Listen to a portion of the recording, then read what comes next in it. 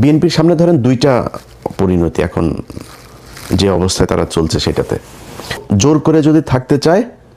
বাংলাদেশে খুব নিকট অতীতে আমরা এর পরিণতি দেখেছি যে সেটাতে কি হয়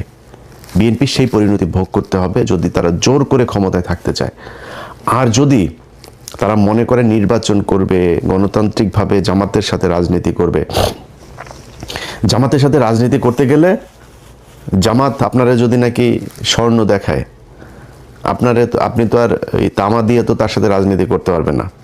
জামাত রাজনীতি করে নিজের পকেটের টাকা দিয়ে তারপরে সংগঠন চালায়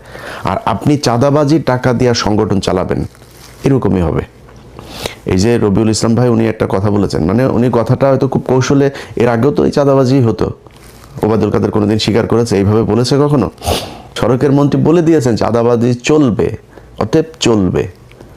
উনি খুব স্পষ্ট করে বলেছেন যে সরকারি দলের যেই শ্রমিক সংগঠন তাদের দল চালাতে টাকা লাগে বক্তব্য কিন্তু খুব স্পষ্ট শ্রমিক সংগঠনের এই সারা দেশে বিশাল আকারের আপনার সংগঠন যে চান্দা আব্বাস ছিল শ্রমিক নেতা তো এরা তো শ্রমিক না এরা তো চলে তো এরা কিভাবে চলবে এরা চলতে হইলে আপনার ওই চান্দা তুলতেই হবে এই ছাড়া কোনো উপায় নেই সো আপনাকে রাস্তা দুইটা হয় নিজে চাঁদা দিয়ে তারপরে দল চালাবেন নাহলে চাঁদাবাজি করবেন এছাড়া বিশাল এই দল চলবে না এখন জামাত ইসলাম কি করে নিজেরা চাঁদা দেয় দিয়া তারপরে দল চালায় একজন রুকন তার বেতন যদি হয় 1 লাখ টাকা প্রতি মাসে 5,000 তাকে মাস্ট তাদের কোষাগারে দিতে হবে এটাই ওদের রাজনীতি এখন এরকম একটা রাজনীতি করার দলের সাথে আপনি চাঁদা নেওয়া রাজনীতি করবেন তো মানুষ তো সেটা সহ্য করবে না সো সেই ক্ষেত্রে আলটিমেটলি যেটা হবে সেটাই সো রাস্তা আপনার হাতে দুইটা একটা হয় আপনাকে রাজনীতি চেঞ্জ করতে হবে আপনাদের যে পলিসি সেটা চেঞ্জ করতে হবে করে নিজের পকেটের টাকা দিয়ে নিজে রাজনীতি করবেন অথবা শেখ হাসিনার মতো ফ্যাসিস্ট হবেন জোর করে ক্ষমতায় থাকবেন কোনো কথা শুনবেন না কিছু হলেই বলবেন যে সংবিধানের দোহাই কারণ আপনাদের 2/3 আছে এখন এবং এই 2/3 তো আপনাদেরকে খুব পরিকল্পিতভাবেই দেওয়া হয়েছে এই ডক্টর ইউনূস আপনার যেদিন লন্ডনে যায় সেদিনই তিনি নির্ধারণ করে দিয়ে এসেছেন যে বিএনপি ক্ষমতায় যাবে তাদেরকে 2/3 দেওয়া হবে যত দুর্নীতি চাঁদাবাজি ধান্দাবাজি এই তত্ত্বাবধায়ক সরকার যা করে গিয়েছে এটার বিরুদ্ধে বিএনপি কিছু বলবে না সবাইকে সেফ এক্সিট দেবে যে দেশে থাকতে চায় দেশে থাকার ব্যবস্থা করে দেবে এরাও থাকবে না বেশি দিন আসিফ নজরুল ধরেন দেশে আছে এখন থাকবে না ওই যে আইসিটির ফয়েজ তায়েব চলে গিয়েছে এগুলো সবগুলির একটা একটা করে কী কী আকাম কুকাম করেছে এই এখন ধরবো ক্ষমতায় যখন থাকবেন তখন বলতে না পারলে ক্ষমতার পরে তো বলতে পারবো সো এখন ধরা হবে একটা একটা করে ফয়েজ তায়েবরে নিয়ে কাজ চলছে তো এই আসিফ নজরুলরা এরা 2 দিন পরে দেখবেন চলে গেছে টাকার তো অভাব নাই দেশে থাকবে কেন বউরে দিয়ে আপনার কালেকশন করাই তো নিউজও তো হয়েছে আপনারা দেখেছেন তো এখন এই যে এরা ওই সময় বলে করে দিয়ে গিয়েছে যে তোমাদেরকে 2/3 দেওয়া হবে 2/3 দিয়ে সংবিধান এবার যেমনে মনে চায় তেমনে তারা কাটছাট করে তাদের মতো করে সংশোধন করবে এইটাই ছিল হয়েছে যে এই তত্ত্বাবধায়ক সরকারের মূল এজেন্ডা এর বাইরে এই যে সরকারটা গেল 1.5 বছরে বহু কিছু করা সম্ভব সবচাইতে দুর্বল আর দুর্নীতিগ্রস্ত একটা তত্ত্বাবধায়ক সরকার ছিল যেটার আমরা বিপ্লবী সরকার বলতাম সেই বাঞ্চোতরা ছিল সবচাইতে বেশি দুর্নীতিগ্রস্ত এদের মতো দুর্নীতিগ্রস্ত আর একটা সরকার এই পর্যন্ত বাংলাদেশের তত্ত্বাবধায়ক সরকারে আসে নাই এমনকি এই যে মঈনুদ্দিন ফখরুদ্দিনের যে সরকার না আমার তো মনে আছে এদের চাইতে বহু সততা নিয়ে তারা কাজ করেছে তো তারা আমাদের হাতে এখন ঝুলাই দিয়ে গেল একটা দুর্নীতিগ্রস্ত সরকার এটা নিয়ে এখন আমাদের থাকতে হবে তো বাংলাদেশের মানুষের কাছে আমার একটা জিজ্ঞাসা থাকবে যে এই দেশের মানুষ কি মানে এই ঝাড়ুদার হয়েই থাকতে চান চকিদার হয়েই থাকতে চান একটা দল ক্ষমতায় আসবে তাদের কিছু এমপি থাকবে মন্ত্রী থাকবে তাদের এই যে পরিবারতন্ত্র এদের চামচা হয়ে তারপরে আপনাকে থাকতে হবে এখন এখান থেকে আপনি যদি বের হইতে চান তাহলে সিদ্ধান্ত আপনাকেই নিতে হবে এই যে নির্বাচনটা হইল এই যে রাজনীতি হয় এই যে রাস্তায় ধর্মঘট হরতাল পিকেটিং কোনো এমপির ছেলেকে আপনার পাশে পেয়েছেন যে সে রাস্তায় এসে তারপরে এটা করে কোনো এমপির ছেলে আপনার সাথে এই যে ভোট কেন্দ্রে গিয়া তারপরে এই ভোট কেন্দ্র দখলের কাজে মারামারি করেছে মানুষকে হুমকি দিয়েছে কোনো এমপি এই নির্বাচনের সময় এমপি মন্ত্রী অনেকের ছেলে যারা এখন মন্ত্রী হয়েছে এমপি হয়েছে এদের অনেকের ছেলে দেশেই যায় নাই ইউরোপে থাকে আমেরিকাতে থাকে অস্ট্রেলিয়া থাকে কানাডা থাকে পড়াশোনা করে তাদের পাতলা পায়খানা হইলেও তারা সিঙ্গাপুরে যায় চিকিৎসা করতে আর তোদেরকে বানায় রাখছে বোকাচোদা তোরা পৃথিবীর সবচেয়ে বোকাচোদা জাতি এটারে ওই মঞ্চে ইয়ে করে জনসভা করে না, বীরের জাতি আমরা, এই বীরের জাতি, 71-এর বীরের, সোগাটা ওইখানে মেরে দিয়েছে তোদেরকে। তোরা পৃথিবীর সবচেয়ে নিকৃষ্ট জাতি, মানে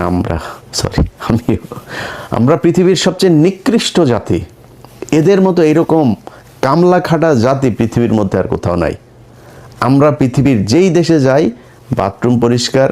রেস্টুরেন্টের কাজ, সিকিউরিটি, যত নিম্নমানের কাজ আছে এরা আমরা করি। মিডল ইস্টে যান, যে আমেরিকা থেকে বিশাল ভাব সাপ নিয়ে আমরা দেশে যাই না, কোট সুট মুট পরে টরে, সব করে এখানে ফকিরনিগিরি কামলা দিয়ে তারপরে যায়, ভাব মারায় আমেরিকা থেকে এসেছি। এই হলো অবস্থা। এরপরে কি হয়, পোলাপান বড় হয়, বড় হয়ে তারপরে মনে করেন যদি মেয়ে হয়, বিশেষ করে ধরে একজন বিশেষ এক জাতিকে ধরে, ওই বিশেষ জাতি সাদা টাদাও পায় না, বিশেষ জাতি ধরে তারপরে পরিবার শেষ। এরপরে বাপ মা বুড়া বয়সে যায়, তারপরে করে কি না এই দেশে আর থাকবো না, চলে যাই। এরপরে যায় দেশে গিয়ে এতিমখানায় টাকা পয়সা, আমি পরিচিত লোকজনের এগুলি নিজের চোখের সামনে দেখা, এই জন্য বললাম। এইটাই আমাদের জাতি। আমরা, আমার দেশ নাকি সোনার বাংলাদেশ, এই সাউয়ার বাংলাদেশ রে, সাউয়ার বাংলাদেশে বাংলাদেশের মানুষ থাকতে পারে না। দেশের মানুষ বাইরে যায়, কামলা দেয়, টাকা পাঠায়, সেই টাকা ওরা পাচার করে বিদেশে পাঠায়। এটাই হলো বীরের জাতি। তোদের যদি লজ্জা থাকে তাহলে ভবিষ্যতে এদের এই ঠিকাদার, পাহারাদার, চৌকিদার, কামলা দিতে সামনে আর যাবি না। তোদেরকে দিয়া এই নির্বাচনের মাঠে কেন্দ্র দখল করায় তোদেরকে চাকর বানায়, তোরাই চাকর। প্রতিদিন এই যে ট্রাকের মধ্যে থেকে যে চাঁদাগুলি নেন, এটা কিন্তু এমপির কোনো ছেলে নেয় না, মন্ত্রীর কোনো ছেলে নেয় না, কিন্তু এটা টাকার ভাগ কিন্তু একদম শেষ মাথা পর্যন্ত যায়। তো টাকাটা উঠায় কাজে দিয়ে তোরে দেওয়া উঠায়, তুই কামলা, ওইখানেও তুই কামলা। সো এই তোদের মতো কামলাদেরকে দিয়া এই দেশে এরা রাজনীতি করে এদের ছেলে মেয়েদেরকে বিদেশে পড়াশোনা করায়, নিজেদের কিছু হইলে তারপর ট্রিটমেন্ট নিতে যায় সিঙ্গাপুর, থাইল্যান্ড, ব্যাংকক। বাংলাদেশে এদের ট্রিটমেন্টও নেয় না এরা। এইভাবেই চলছে, একদম চোখের সামনে এইভাবে চলছে। প্রতিটা মন্ত্রী, এমপি, সব করার সন্তানের পেটের মধ্যে চুরির টাকা, দুর্নীতির টাকা, এই দেশের মানুষের ভিক্ষা করা টাকা এগুলি। এই যে বলেছে না যে এদেরকে চাঁদাটা নাকি এমনিতেই যারা স্বেচ্ছায় দেয়, স্বেচ্ছায় মিয়া ফাও কেউ টাকা 1 টাকা দেয়।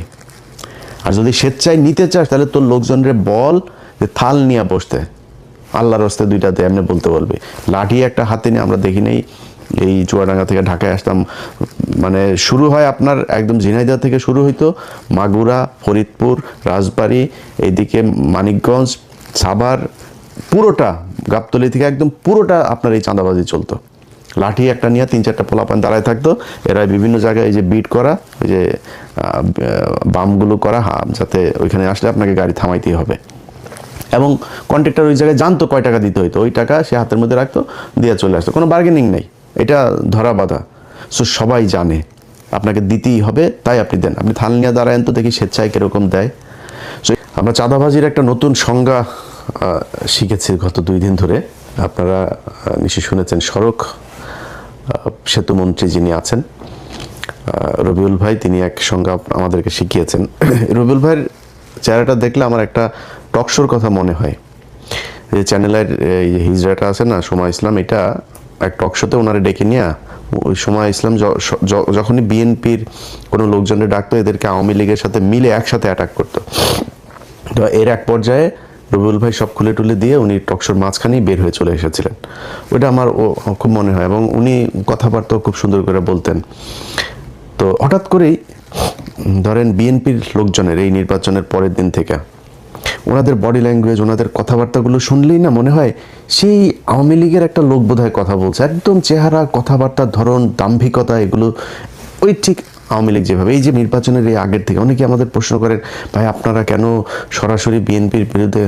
এই আজকে যে বাংলাদেশ দেখছেন না, এটা আমরা অনুমান করতে পেরেছিলাম,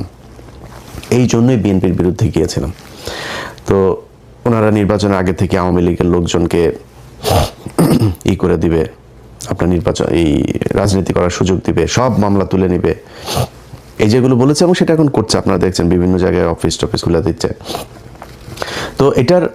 বিএনপির সামনে ধরেন 2টা পরিণতি এখন যে অবস্থায় তারা চলছে সেটাতে। 1981 সালে জিয়াউর রহমান এইভাবে এই হাসিনাকে নিয়ে এসেছিল। 17 দিনের মাথায় জিয়াউর রহমানকে হত্যা করা হয়েছিল। এরপরে 2001 থেকে 6 খালেদা জিয়া জোর করে থাকতে চেয়েছে, কিন্তু মানে বিএনপির সমস্যাটা হলো বিএনপি যদি চুরিও করে মানে লেটায়া বেটায়া ওইটারে পাশা পোসা হাগু দিয়া নষ্ট করে গন্ধ বানায় ফেলে। আওয়ামী লীগ সেটা খুব স্মার্টলি করে, এটাই হলো পার্থক্য। তো এরপরে খালেদা জিয়া সুযোগ তাদেরকে দিয়েছেন, সেই সুযোগ দেওয়ার পরে 2013 সালেও আরেকবার খালেদা জিয়া সুযোগ দিলেন 14 সালের নির্বাচনের না এসে। তো এই আওয়ামী লীগ খালেদা জিয়ার পরিবারকে কতটুকু ক্ষতি করেছে এটা ভাই আমার বলার কিছু নাই, এটা জিয়া পরিবার জানে, তাদের পরিবারে আমার বিশ্বাস যে আমার চাইতে বেশি কষ্ট তাদের জন্য হয়। এরা যদি আসে তাহলে বিএনপির পরিণতি কি হয় সেটা 17 বছরে আমরা দেখেছি, এটা নতুন করে দেখার কিছু।